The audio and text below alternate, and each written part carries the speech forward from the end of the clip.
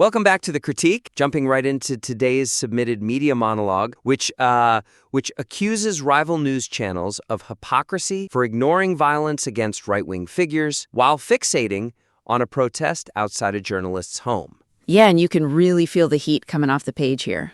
It's a raw, deeply frustrated piece of writing. It really is, and that actually brings us directly to our first point. The segment's reliance on highly charged, accusatory language risks alienating the unpersuaded audience and limiting the argument's reach to an existing echo chamber. Right. The weakness here is the vocabulary itself. The writer is throwing around terms like brainwash, hypocrisy, liar, destructive bunch. Which, if you're writing for your own specific political base, that red meat is exactly what they want to hear, right? It gets them fired up. Sure, if your only goal is catharsis, but if you actually want to make an impact and expose hypocrisy to a neutral observer, you cannot start by punching them in the face. Yeah, you trigger that psychological wall, reactance. Exactly. By accusing the other side of normalizing violence and whining, the speaker shifts the focus entirely from the facts of the incidents to a direct character attack on the journalists, specifically Yaron Avraham and Lucy Aharish. It makes the piece feel like a vent rather than a persuasive argument. So how do we fix that? Because the writer clearly believes these journalists are being hypocritical. The suggestion is to adopt a strict show-don't-tell approach regarding the alleged hypocrisy. Lower the emotional temperature of the adjectives to allow the facts to generate the outrage naturally. What does that look like, practically? Okay, concrete. Instead of opening with, notice how they are trying to engineer your conscience, or calling them hypocrites, start with a cold side-by-side comparison. Oh, just putting the facts next to each other. Yes. You say, here is Yaron Avraham's reaction to the protests against Lucy Aharish. Now let's look at the coverage when Channel 14's owner was attacked. You let the discrepancy in the media coverage stand as the evidence of dishonesty without labeling it explicitly. That way the audience does the math themselves. Exactly. And another concrete fix. Replace the phrase, you normalized violence and now you are whining, with a rhetorical question. Something like, if the standard for outrage is a protest outside a home, why was the reaction different when Shimon Ricklin required a police escort? That frames it as a question of standards, not just, a petty insult. Right, and just remove the direct insults, like bunch of hypocrites and liars, entirely. It makes the speaker look like the objective adult in the room. Okay, so we're cooling down the language. But that leads us into how the whole thing is built.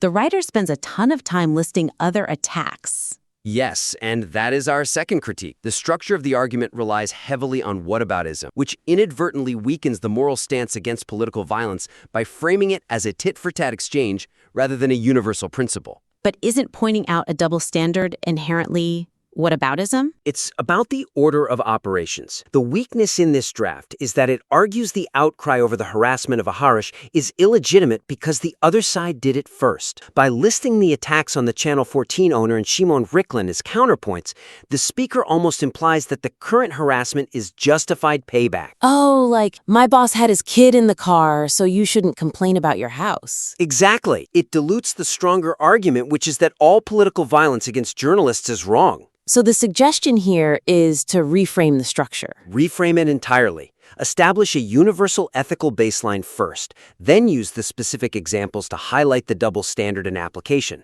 Okay, give me a concrete example of that new structure. Concrete, begin by unequivocally condemning the harassment of Lucy Aharish. Say, it is wrong to harass a journalist at their home. Then you pivot. Because this is wrong, we must ask why Channels 12 and 13 did not apply the same standard when anarchists besieged the Prime Minister's home with flares. Oh, that traps them in their own logic. It does. Another concrete example involves the line where the speaker says to Avraham, maybe you weren't here when the country was burning. Yeah, it's very sarcastic. Try phrasing it as an invitation to consistency instead. We agree with Yaron Avraham that this behavior is dangerous.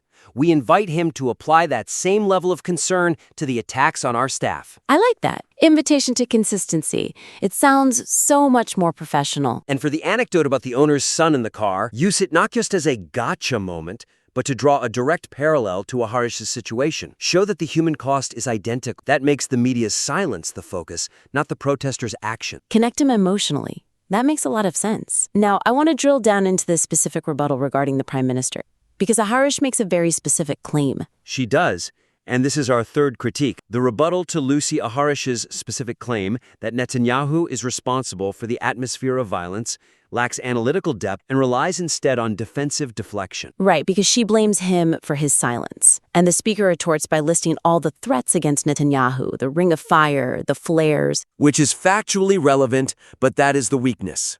It does not logically disprove Arisha's point about his responsibility or influence. It merely asserts that he is also a target. It feels like a defensive reflex rather than a dismantling of her logic. It's a you-too fallacy. Being a victim doesn't prove you didn't incite things elsewhere. Precisely. So the suggestion is to directly address the claim of incitement by silence, by contrasting it with the active endorsement of protests by the rival channels. Shift the spotlight from the politician to the editors. Okay, what is a concrete way to do that in the script? Instead of asking, where was your soul searching regarding the flares at Netanyahu's house, analyze the specific content of the rival channel's broadcasts. Say, Arish claims the PM is silent, yet did channels 12 and 13 condemn the violence against the PM, or did they frame it as a democratic necessity? Oh, wow, that puts the responsibility for the atmosphere right back on the studios. Yes, and the speaker mentions anarchists on the left burned and blocked to strengthen the argument, provide specific examples of rhetoric from the protest leaders that the rival channels hosted, show that the wind in the sails came directly from the television studios. That is so much stronger than just playing defense for the prime minister. Let's move to how this piece wraps up, because the ending right now is a bit of a door slam. Yeah, it really is. Our fourth critique is that the conclusion creates a dead end by focusing on condemnation rather than offering a path forward or a challenge to the viewer. The weakness is that it ends with, you are a destructive bunch, continue spreading poison, you are disconnected from reality. Exactly. This provides an emotional release for the speaker but offers no actionable takeaway for the listener. It seals the echo chamber shut. It leaves the viewer with anger but absolutely no constructive outlet. Right, you just sit there fuming. So the suggestion here is to conclude with a challenge or a specific test for the rival channels that the audience can actively monitor. Turn that defensive anger into an offensive test. How do we do that concretely? Concretely, instead of the disconnected from reality sign-off, end with a direct challenge. We challenge Channel 12. Tonight, air a condemnation of the attacks on Shimon Rick alongside the defense of Ahari. Prove us wrong. I love that, because if they don't do it, they just prove your point for you. Exactly. Another concrete example. Summarize the core point about the Prime Minister's security and ask, if the safety of a journalist is sacrosanct, surely the safety of the Prime Minister should be too. When will we hear that declared on your airwave? It forces them to answer to your moral standard. It does. You can even replace the personal insults with a call for a media treaty against violence. Position the speaker's channel as the one taking the high road of universal safety, forcing everyone else to catch up. That completely shifts the dynamic from a partisan brawler to a media critic holding people accountable. That's the goal. Let's quickly recap what we covered today. We analyzed a segment attempting to expose media hypocrisy regarding political violence. We pointed out that replacing ad hominem attacks with cooler comparative analysis would broaden the appeal and avoid alienating neutral listeners. We also looked at restructuring the argument to avoid whataboutism by establishing universal principles first, and then showing the double standards. Right. We addressed the rebuttal by shifting the focus from defensive deflection to the active role rival media played in endorsing protests. And finally, we explored how to turn a dead-end defensive conclusion into an offensive challenge that puts the onus back on the rival outlets. It's all about providing light, not just heat. Exactly. We invite the listener to refine the script using these tools and submit it again for further critique. We'd love to see how this evolves. Thanks for breaking this down with. Thank you for listening to The Critique. We look forward to your next submission.